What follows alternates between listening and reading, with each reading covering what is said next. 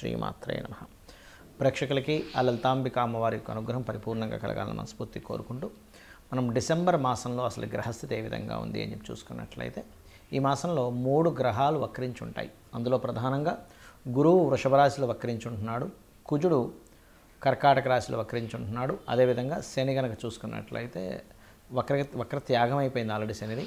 ఇక బుధగ్రహం పర్టికులర్గా మనకి ఈ యొక్క వృశ్చిక రాశిలో ఉండి 16వ తేదీ వరకు వక్రగతిలో ఉంటాడు రవితో కలిసి. అయితే ఈ రవితో కలిసినటువంటి బుధుడు వక్రత్యాగం 16వ తేదీ అవుతూ అదే 16వ తేదీ ధనస్సులోకి రవి మారుతున్నాడు. అదేవిధంగా శుక్రుడు గమనించుకున్నట్లయితే 3వ తేదీ నుంచి ధనస్సు రాశిలో ఉన్నటువంటి శుక్రుడు మకర రాశిలోకి ఎంటర్ అవ్వడం జరుగుతుంది. ఆయన 29వ తేదీ వరకు మకరంలో ఉండి కుంభంలోకి 29వ తేదీకి వెళ్తూ శనిని కలుస్తాడు.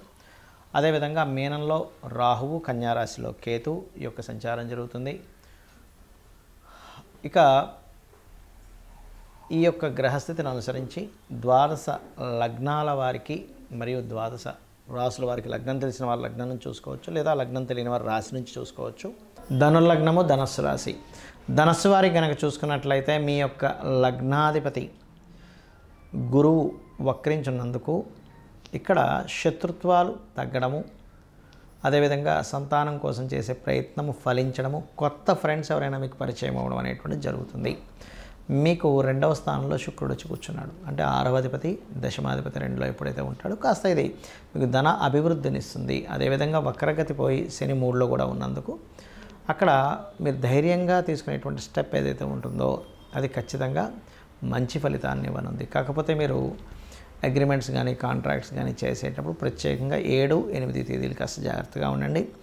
9, 10 తేదీలు కనుక చూసుకున్నట్లయితే ఆ 9, 10 తేదీల్లో మీరు ఏదైనా ప్రాపర్టీ తీసుకునేటప్పుడు కానీ లేకపోతే నీటి మీద ప్రయాణాలు చేసేటప్పుడు కానీ ఇటువంటి విషయాల్లో కాస్త జాగ్రత్తగా ఉండాలి. మరియు అదేవిధంగా ఇక్కడ ఈ 4వ స్థానంలో రాహు ఉన్నందుకు మాత్రం మీరు విదేశాలలో అక్కడ ఏదైనా గ్రీన్ కార్డ్ హోల్డర్స్ కానీ ఇట్లాంటిది ఏదైనా ప్రయత్నం చేసినట్లయితే పర్మనెంట్ రెసిడెన్సీ కోసం పిఆర్ కోసం ట్రై చేసినట్లయితే కాస్త తొందరగా వచ్చే ఛాన్సెస్ ఉంటుంది. అదేవిధంగా కొత్త ఆలోచనలు మరియు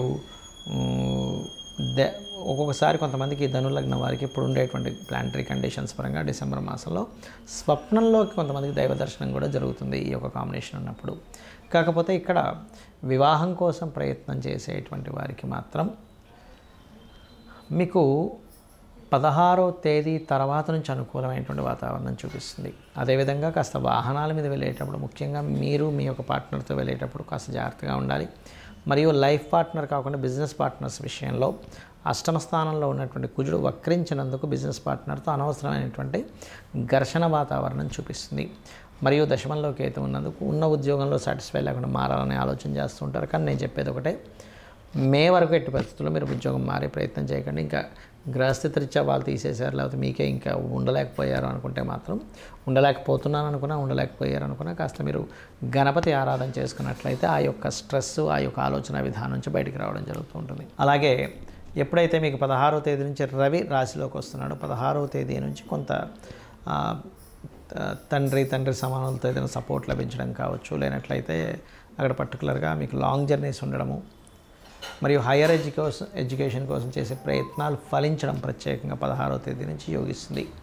ఇక మీరు చేయవలసినటువంటి దేవత ఆరాధన ఏమిటి? 5వ స్థానాధిపతి అయినటువంటి కుజుడు వక్రించి అష్టమంలో ఉన్నాడు.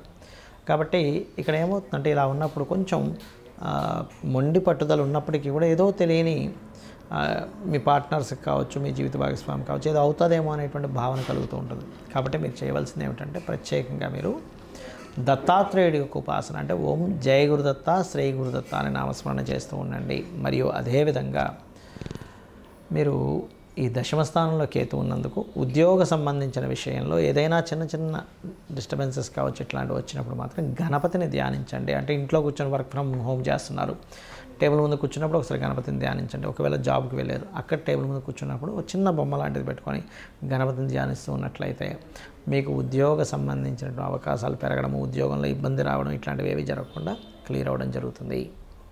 చాలామంది నన్ను అడుగుతుంది ఏంటంటే వాళ్ళ జన్మజాతకాల్లో ఏదైనా వక్రగ్రహం ఉన్నట్లయితే ఏమిటి ఫలితం అని అడుగుతున్నారు.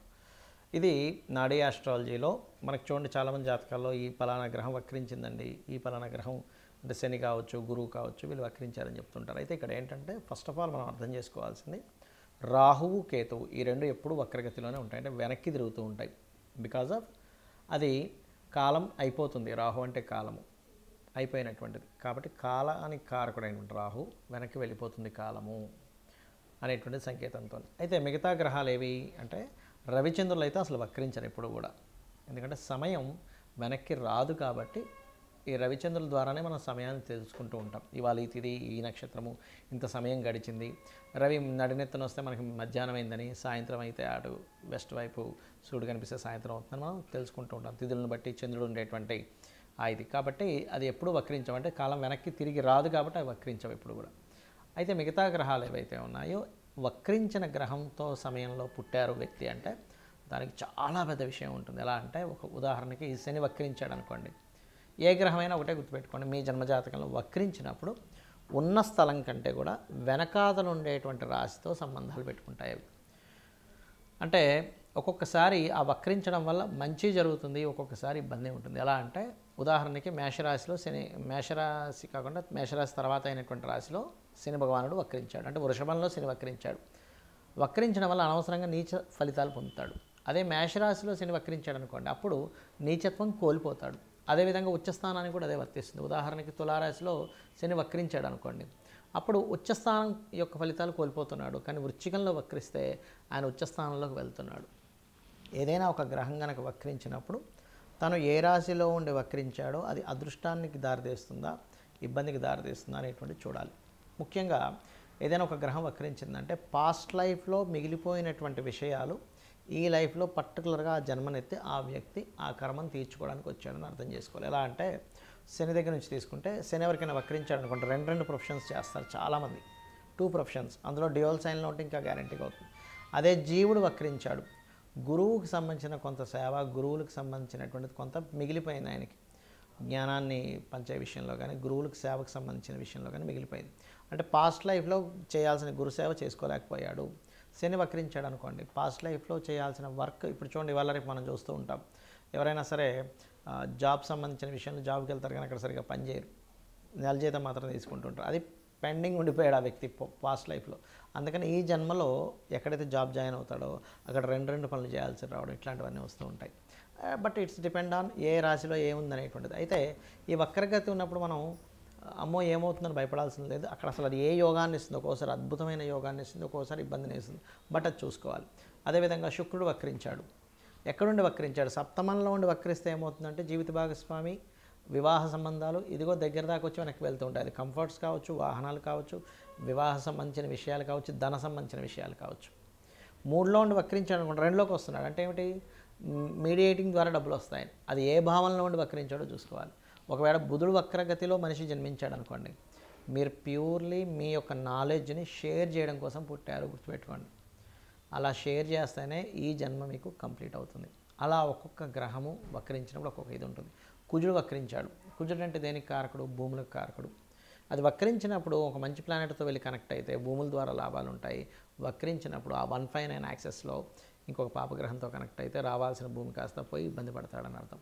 సో దానికి ఏం చేయాలంటే వక్రించిన గ్రహాన్ని మనం చూసినప్పుడు అది వెళ్ళి ఏ గ్రహాలతో కంజంక్ట్ అవుతుంది, ఏ గ్రహాలతో చూడబడుతుందో తెలుసుకొని దానికి సంబంధించిన రెమెడీ చేసుకుంటే ఈ వక్రగతి ఒకవేళ ఇబ్బందికరంగా ఉంటే ఆ ఇబ్బందికరమైన పరిస్థితులు తగ్గుతాయి. బాగున్నట్లయితే మనం ఏం రెమెడీ చేసుకోకర్లేదు, అద్భుతంగా ఉంటుంది. ఆ రెమెడీస్ కూడా చిన్న చిన్నవి, గోవుకి తినిపించడము, గ్రహాలకు దీపారాధన చేయడము, లేనట్లయితే అమ్మవారి నామాల్లో ఏదైనా ఒక మంత్రం చేసుకోవడం చేస్తూ ఉండాలి. శని వక్రించాడు ఉదాహరణకి, శని వక్రగతి వల్ల ఇబ్బందులు వస్తున్నాయి అనుకోండి, ఎందుకంటే కర్మకారకుడు కాబట్టి వాళ్ళు చేయవలసిన మంత్రం ఏమిటంటే ఓం అనాకలిత సాదృశ్య చుబుక శ్రీ విరాజితాయ నమః. జుపిటర్ వక్రించి నీచ స్థానంలోకి వెళ్తున్నాడు, అలాంటప్పుడు జయ గురుదత్త, శ్రీ గురుదత్త అనే నామస్మరణ చేయండి. బుధుడు వక్రించడం వల్ల ఇబ్బందులు ఎదుర్కొంటున్నారు మీరు, అందరికీ ఇబ్బందులు ఎదుర్కోవాలని లేదు. అది ఏదైనా నీచ స్థానంలోకి వెళ్ళినా పాపగ్రహాలతో కంజక్ట్ అయినప్పుడు మాత్రమే అప్పుడు విష్ణు సహస్రనామాలు చేయండి, లేదా ఓం నమో నారాయణాయ అనే నామస్మరణ చేయండి. శుక్రుడు వక్రించాడు, లలితా సహస్రనామాలు చేయండి, లేదా ఓం శ్రీమాత్రే నమః అని చేసుకోండి. కుజుడు వక్రించాడు, ఇబ్బంది పడుతున్నారు మీరు, ఉదాహరణకి కుజ సంబంధంగా, అప్పుడు ఏంటంటే ఓం స్కందాయ నమః అనే నామస్మరణ చేయండి. ఎందుకంటే వక్రగతి మీరు మీ పాస్ట్ లైఫ్లో చేయాల్సినటువంటి కొన్ని పెండింగ్ కర్మాస్ క్లియర్ చేసుకోవడానికి జన్మెత్తారని అర్థము. కాబట్టి ఇలా చూసుకొని చేసుకోండి. అన్ని విధాలా మీకు అమ్మవారి అనుగ్రహం ఉండాలని, కలగాలని మనస్ఫూర్తిగా కోరుకుంటూ శ్రీమాత్రే నమః.